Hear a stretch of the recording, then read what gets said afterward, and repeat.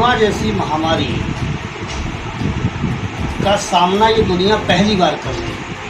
इसके पहले बहुत सारी महामारियां इस दुनिया में आई हैं, कुछ देशों में आई हैं, कुछ देशों के कुछ हिस्से में आई हैं, कुछ 2, 4, 10, 20 देश तक सिमट के रह गई। ये एक ऐसी महामारी है जो एकाएक सबके सामने आई है और पूरी दुनिया, लगभग 2, 4 देश भले छूट गए हों, लेकिन पूरी दुनिया लगभग इससे तबाही में है। एक आश्चर्यजनक तरीके की ये बीमारी आई जिसका न सरकार के पास, न हिंदुस्तान की सरकार के पास, न दुनिया की सरकारों के पास, न इसका कोई इलाज है, न इसका कोई टीका है, न इसकी कोई दवा है, न हम अभी इसे पूरी तरह समझ ही पा रहे हैं। जहाँ से ये बीमारी चली वो चीन है, उसका देश।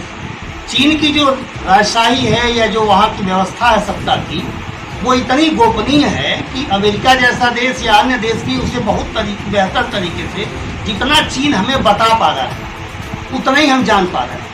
अब एक ऐसा अदृश्य दुश्मन जो हमारे ऊपर हमला कर चुका है, उस अदृश्य दुश्मन से कोई पहले से पता नहीं है हमें कि हमें ये दुश्मन आने वाला है कि हम ये बना ले वो बना ले। तो एक अनुमान के आधार पर कि और सारी दुनिया जो कर रही है उसको विचारों में रख करके हमारे प्रधानमंत्री माननीय नरेंद्र मोदी जी ने एक चीज़ ये निकाली कि नहीं, अगर हम लॉकडाउन को पहले ले आ देते हैं, बहुत सारे जैसे अमेरिका है उससे लॉकडाउन बहुत बाद में लेके आया, आज तक कोई देश में नहीं लाया, अलग अलग हिस्सों में लाया, या अन्य देश भी कर रहे हैं। लेकिन आदरणीय प्रधानमंत्री श्री नरेंद्र मोदी जी ने उन्हें लगा उन्होंने अपने टीम से विचार विमर्श किया, विशेषज्ञों से विचार विमर्श किया होगा, और उन्हें लगा कि हम लॉकडाउन को कर दें और लोगों को घरों में रोक लें और इससे जागरूक करें लोगों को, तो शायद बात बने। इसलिए वो लॉकडाउन लेकर आए। और मैं ये मानता हूँ कि लॉकडाउन का जो पहले चरण में उन्होंने 1 दिन का किया जनता कर्फ्यू करके, फिर उसके बाद उन्होंने आगे किया, फिर वो चरण वाइज बताने लगे, इसका असर पड़ा है, बिल्कुल पड़ा है। क्योंकि आप इसको इस रूप में देखिए कि हम दुनिया की, चीन के बाद सबसे बड़े देश हैं दुनिया की आबादी में, तो हमारी 135 करोड़ की लगभग की आबादी में हम इस लॉकडाउन के चलते ही हम अभी कुछ मतलब लाख की सीमा के पास अब पहुंचने जा रहे हैं, या मौतों का सिलसिला हमारा जो है। तो मैं ये कहूँ कि लॉकडाउन का असर नहीं पड़ा है, बिल्कुल पड़ा है, लेकिन यह भी सही है कि दुश्मन अज्ञात है, अनाम है, अदृश्य है। ऐसी परिस्थिति में उसके कई जगह रहा है कि पहले कहते थे खांसी आएगी, बुखार आएगा, अब फिर आ रहा है कि नहीं साहब पेट में दर्द भी होगा, फिर हो रहा साहब उल्टी भी होगी। वो बीमारी गिरगिट का रंग भी बदल रहा है। ऐसी परिस्थिति में स्वाभाविक रूप से सरकार को अपने हथकंडे भी समय समय पे बदलने पड़ेंगे। यह भी सही है। आप जो उसके पहले चर्चा कर रहे थे कि लॉकडाउन का परिणाम या असर, मैं उस पर यह कहना चाहता हूँ कि इस लॉकडाउन का एक असर तो ये पड़ा कि जनमानस में पूरी जागरूकता है। सरकार ने, प्रधानमंत्री जी ने अपील भी किया देश के कोने कोने में कि आप लोग अपने मजदूरों को अपने परिवार की तरह माने और रखें। कुछ लोगों ने माना, अनेक लोगों ने नहीं माना। जहां 10,000 मजदूर काम कर रहे हैं, 5,000 मजदूर काम कर रहे हैं, 3 महीने से बैठ गए हैं, मालिक ने भी कह दिया कि नहीं साहब हम आपको इतना 10,000 5,000 लोग खाना नहीं दे सकते, वेतन नहीं दे सकते, एक सीमा तक को बेचारे रहे। फिर हमारी जो सरकार है, जैसे उत्तर प्रदेश की सरकार है, मुख्यमंत्री योगी आदित्यनाथ जी एक संवेदनशील मुख्यमंत्री हैं, उन्होंने कहा भाई थोड़ा धैर्य रखो, मैं सबको बुला रहा हूँ। यह सही है कि पलायन हुआ, लोग चले वहाँ से, लेकिन उसमें भी एक गहरी साजिश भी हुई। क्योंकि आप साजिश का अंदाजा देखिए कि एक गंदी राजनीति से खेली जा रही है सरकार को बदनाम करने के लिए। क्योंकि हम तो इस आपदा से लड़ रहे हैं, हमारे लिए इससे महत्वपूर्ण यह है कि देश की जनता की जान मान की रक्षा हो। लेकिन जो विपक्ष है वो इसमें सहभागी होने की बजाय वो अपना अवसर तलाश रहा है कि हम कितना सरकार को बदनाम कर दें, क्योंकि सरकार बदनाम होगी तो शायद उनके लिए कहीं से शिखर टूट पड़े। वरना आप प्रियंका जी को देख लें, प्रियंका जी यूपी में बस ला रही थी। अरे मैं कहता हूँ भैया वो बस मुंबई में लगा देती, वहाँ आपकी सरकार है, मुंबई से जो है मजदूरों को उठाती बस और ले आके बिहार में, यूपी में, चिल्लूपाल में छोड़ देती। आप जो है लुधियाना में या पंजाब में या अमृतसर में या चेन्नई में आप लगाते, वहाँ से बस लाती छोड़ देते। लेकिन चूंकि उन्हें टारगेट करना था, बदनाम करना था, उन्होंने जो कोशिश किया उसमें फेल हुई। तो मेरा ये कहना है कि एक अदृश्य बीमारी के लिए सरकार एक अपनी रिसर्च टीम के साथ बैठ करके लगातार प्रयास कर रही है।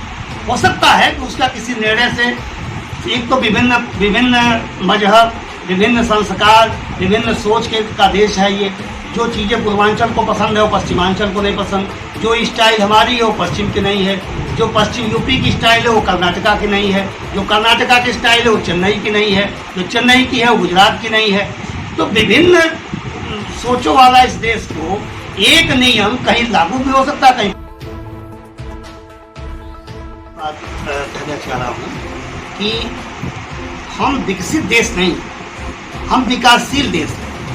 हम भी, हिंदुस्तान भी, भारत को आज़ाद हुए 70 साल इन 70 वर्षों में बहुत सारी चीज़ें, गरीबी लगातार बढ़ी है, रोजगार के अवसर उस लेवल पे नहीं मिल पाए लोगों को, लोग दूसरे प्रदेशों में जा कर के नौकरी के लिए मजबूर होने पड़े।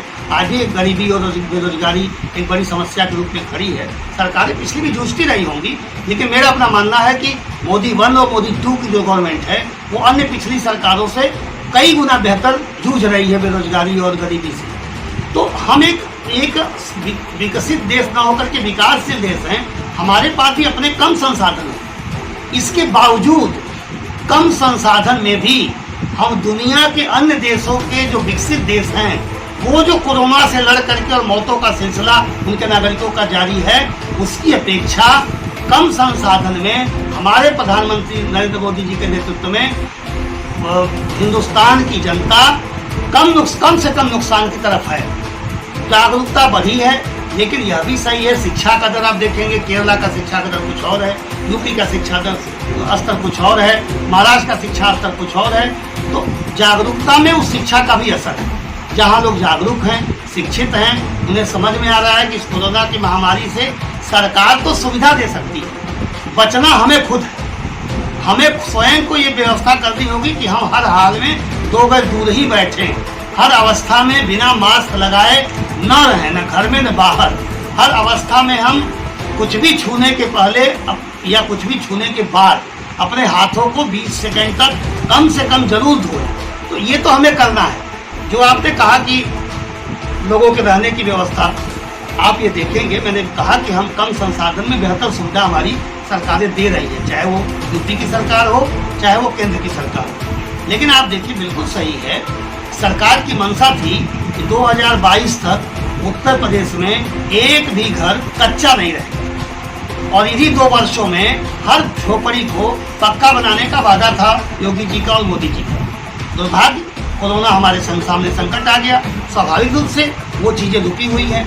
एकाएक जो अन्य प्रदेशों में जहाँ से सर्वाधिक पलायन हुआ है, उनमें कई ऐसे प्रदेश हैं जो हमारे मजदूरों को ले तो गए, हमारे मजदूरों से अपने प्रदेश का विकास तो किया, मगर जब उत्तर प्रदेश के मजदूर विपत्ति में आए तो उन्होंने हाथ खड़े कर दिए।